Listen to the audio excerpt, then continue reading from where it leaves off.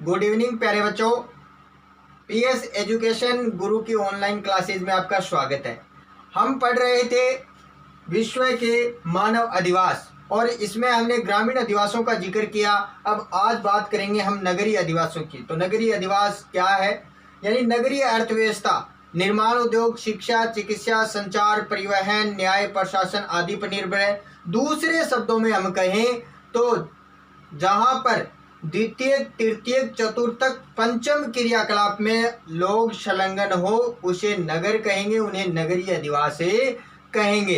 तो नगरीय अधिवास की जो कुछ विशेषताएं हैं उनका हम जिक्र कर रहे हैं। जो नगरीय अधिवास है उनकी विशेषताएं, तो इन विशेषताओं का जिक्र करें, यानी नगरों के बारे में बताना है कि नगरों की क्या विशेषता है। तो यानी पहली विशेषता की अगर बात करें तो नगरों में जनसंख्या घनत्व अधिक मिलेगा। क्या मिलेगा? जनसंख्या घनत्व अधिक मिलेगा। नगरों में जनसंख्या घनत्व अधिक मिलेगा। सड़कें मिलेंगी, पक्की सड़कें मिलेंगी। यानी नगरों में क्या मिलेंगी? पक्की सड़कें मिलेंगी। नगरों में त्वरित गतिशीलता पाई जाती है। नगरों में त्वरित गतिशीलता पाई जाती है। शिक्षा और चिकित्सा सुविधाएं अच्छी पाई जाती हैं। शिक्षा व चिकित्सा सुविधाएं अच्छी पाई जाती हैं। नगरों में जो मकान होते हैं पक्के मकान मिलते हैं।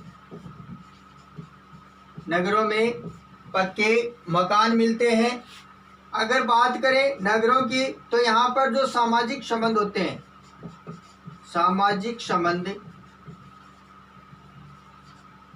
उनकी प्रगाढ़ता में कमी पाई जाती है। सामाजिक संबंध है उनमें क्या पाई जाती है? कमी पाई जाती है। अगर आगे बात करें हम, यहाँ पर रोजगार की सुविधाएं अधिक होती हैं। रोजगार सुविधाएं अधिक होती हैं। यानी नगरों की हम बात कर रहे हैं, नगरों की विशेषता की बात कर रहे हैं। तो इसमें हमने देखा कि जनसंख्या घनत्व अधिक मिलता है, पक्की सड़कें मिलती हैं, त्वरित गतिशीलता पाई जाती है, शिक्षा और चिकित्सा सुविधाएं पाई जाती हैं, पक्के मकान पाए जाते हैं। सामाजिक संबंध है उनमें कमी पाई जाती है, सामाजिक संबंध है उनकी प्रगाढ़ता में कमी पाई जाती है। रोजगार की सुविधाएं हैं वो अच्छी मिलती हैं यहाँ पर। और यहाँ पर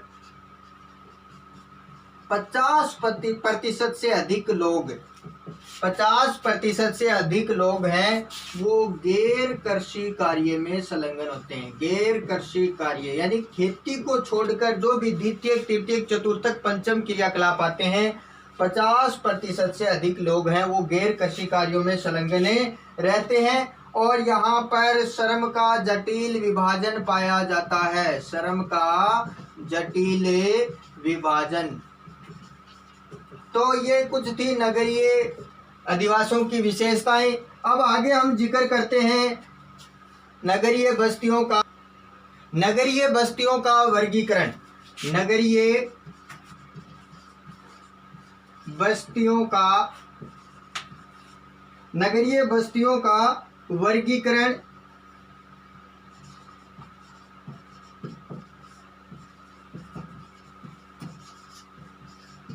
तो नगरीय बस्तियों का वर्गीकरण है वो कई आधारों पर किया जाता है। इसमें कुछ आधार दिए गए हैं।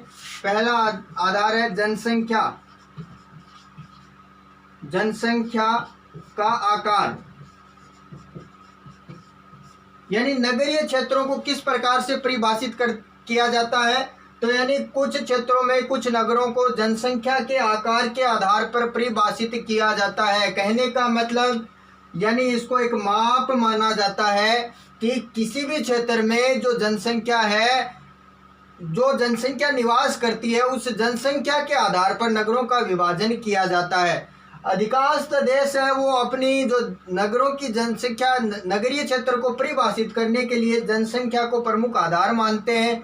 जैसे और अलग अलग जो देश हैं उनमें ये जो आधार मानने का माप है वो अलग अलग है। जैसे अगर हम बात करें डेनमार्क की, डेनमार्क है, स्वीडन है, यहाँ पर माना गया है कि जहाँ पर 250 लोग निवास करते हैं, 250 उसे नगर की श्रेणी में माना जाता है। अगर बात करें कनाडा की तो यहाँ पर 1000 लोग अगर निवास करते हैं तो उसे नगर की श्रेणी माना जाता है। अगर बात करें जापान की, तो जापान में बताया है 3000। बात करें अगर संयुक्त राज्य अमेरिका की,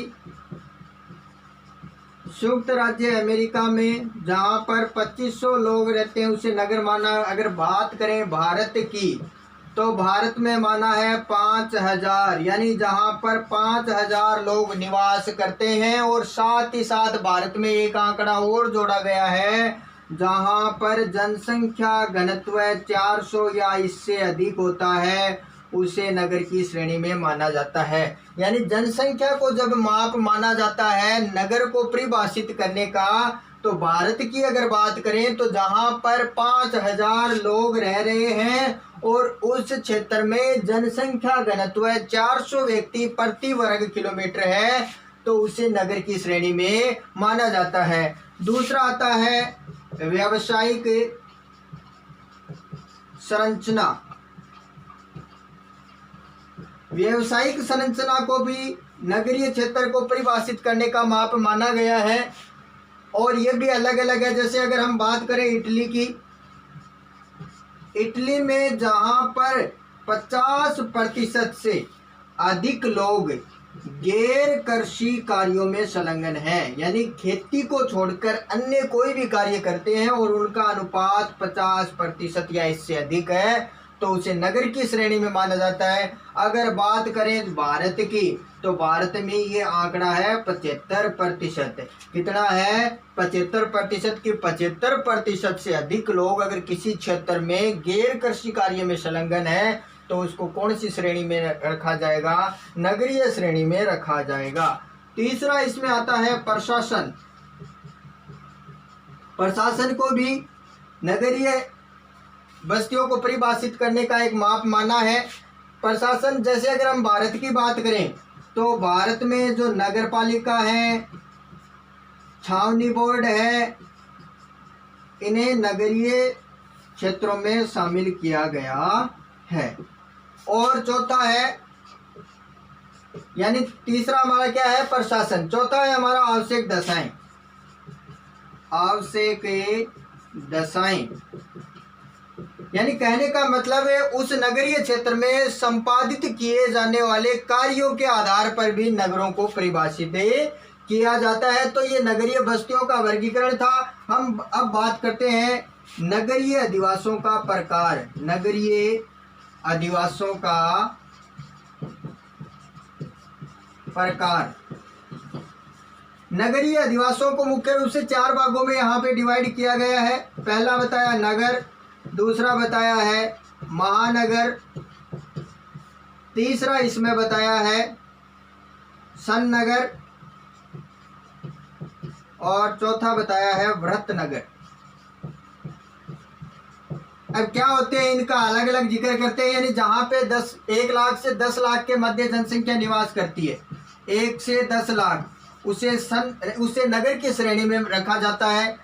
जहां पे जनसंख्या 10 लाख से अधिक है, 10 लाख से अधिक है, उसे महानगर कहा जाता है। इसे मेट्रो सिटी भी कहते हैं, मेट्रो सिटी। अगर इसका उदाहरण लें तो राजस्थान का जो बीकानेर है वो नगर श्रेणी में आता है। महानगर की अगर बात करें तो महानगर में जैसे हमारे जयपुर है, ये महानगर की श्रेणी में आता है। सन्नगर, सन्नगर मतलब जुड़ना। अब इसमें क्या होता है, 2 शहर या 2 नगर होते हैं, वो आपस में जनसंख्या बढ़ते बढ़ते बढ़ते बढ़ते आपस में जुड़ जाते हैं, तो इसे कहा जाता है सन्नगर। इसे क्या कहा जाता है? सन्नगर कहा जाता है। जैसे नोएडा और दिल्ली, जैसे नोएडा और दिल्ली ये किसकी श्रेणी में आते हैं? सन्नगर की श्रेणी में आते हैं। और वृत्त नगर, वृत्त नगर जहाँ की जनसंख्या 50 लाख से अधिक है, उसे किस श्रेणी में रखा जाता है? वृत्त नगर में। इसको परिभाषित, इसकी दूसरी शब्दावली भी है, इसे कहते हैं मेगालोपोलिस।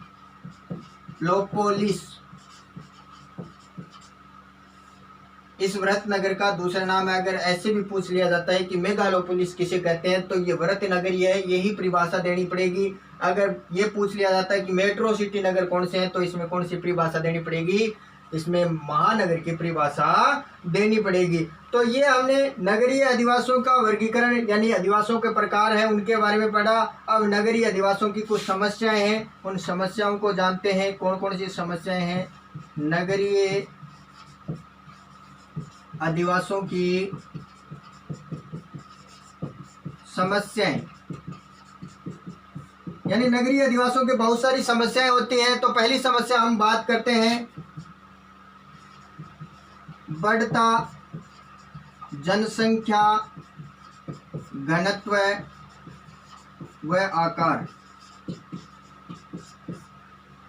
नगरीय अधिवासियों की पहली समस्या बढ़ता जनसंख्या घनत्व व आकार, यानी बहुत सारे लोग हैं वो ग्रामीण क्षेत्रों में, यानी ग्रामीण क्षेत्रों में जो लोग रहते हैं, यहाँ पे बढ़ती गांवों में बढ़ती जनसंख्या और रोजगार की कमी की वजह से लोग हैं वो नगरीय क्षेत्रों में पलायन कर जाते हैं, नगरीय क्षेत्रों में चले जाते हैं, जिसकी वजह से नगरीय क्षेत्रों की जनसंख्या है वो बढ़ जाती है।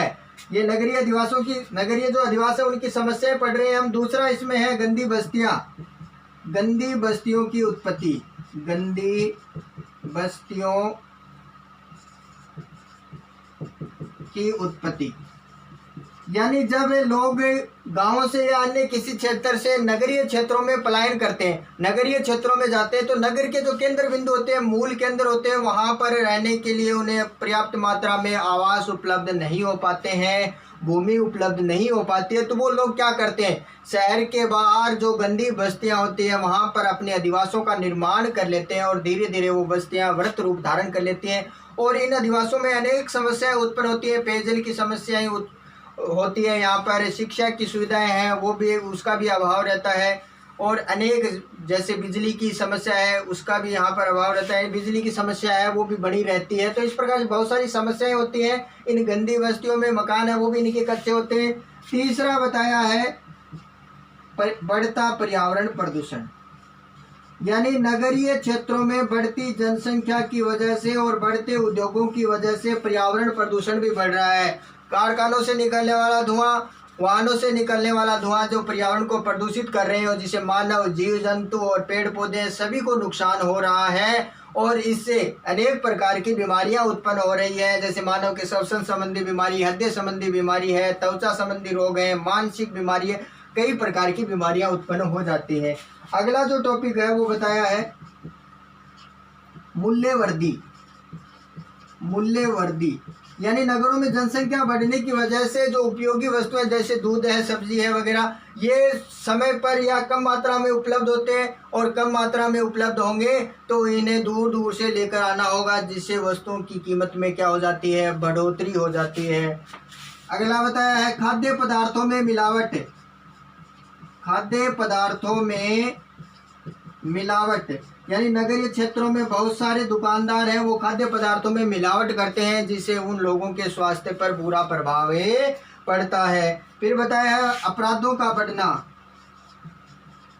अपराधों का बढ़ना, यानी नगरीय क्षेत्रों में लोग हैं वो काम करने के लिए आ जाते हैं, यहाँ पे कार्य करते हैं, लेकिन क्या होता है बहुत सारे लोग हैं उनको कम वेतन में कार्य करना पड़ता है और उनकी जो आवश्यकता है वो पूरी नहीं हो पाती है, और वो अधिक धन कमाने के लालच में समाज के कंटकों के संपर्क में आ जाते हैं, और समाज के जो कंटक हैं उन्हें पैसे का लालच देकर बहुत सारे गलत कार्य करवाते हैं। तो यानी इससे क्या बढ़ता है, नगरीय क्षेत्रों में अपराध की गतिविधियां भी बढ़ती हैं। अगला बताया है